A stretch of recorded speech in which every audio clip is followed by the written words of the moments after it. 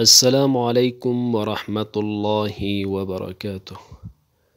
ګرانو لیدونکو د نوراني قاعدې نهم درس ته ښه راغلاست. دا درس د حرکاتو د تنوین، د استاده زبر او د حروف مده او د حروف لین د دې ټولو د صحیح تلفظ لپاره ترتیب شوی، ترڅو زده کوونکي د قرآن کریم تلاوت ته په اسانۍ سره آماده شي. أعوذ بالله من الشيطان الرجيم. بسم الله الرحمن الرحيم. حمزه وړل زبر میم زبر ما آما، نون زبرنا آمنا، وقفا آمن. حمزه وړل زبر واو وړل زبر آوا، وقفا آوا. حمزه وړل زبر نون زیرنی آنی، یا زبر یا آنية، تادو زيرت آنية، وقفا آنية.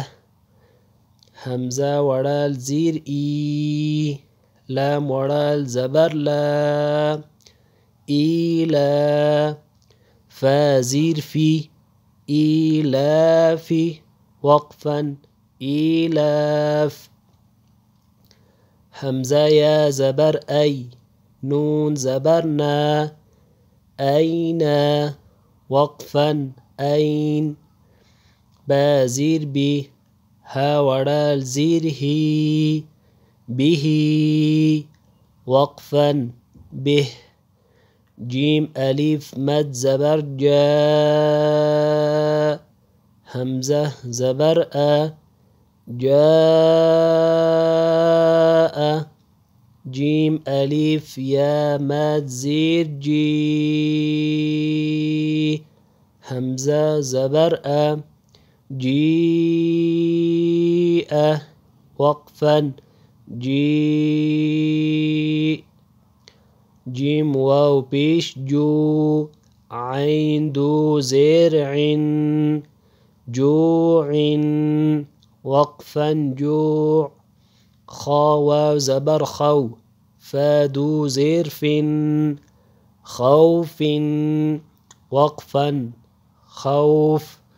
خايا زبر خي، رادو بشر خير، وقفا خير. دال وړل زبر دا، واو چپه پیشو داو، دال پیش دو داود، وقفا داود. ذال وړل زبر ذا، لام زیر لی ذالی، کاف زبر کا ذالک، وقفا ذالک.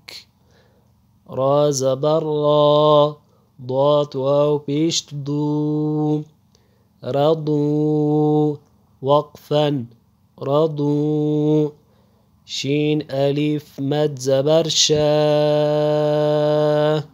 حمزة زبر شاء، وقفا شاء. د قرآن او دین په اړه زده کړه ستاسې د ژوند روښانه کولو لاره ده. مهرباني وکړئ زموږ چینل در سره سبسکرایب کړئ او د نورو ویډیوګانو لپاره تازه معلومات ترلاسه کړئ. ستاسې ملاتړ زموږ لپاره ډیر مهم دی.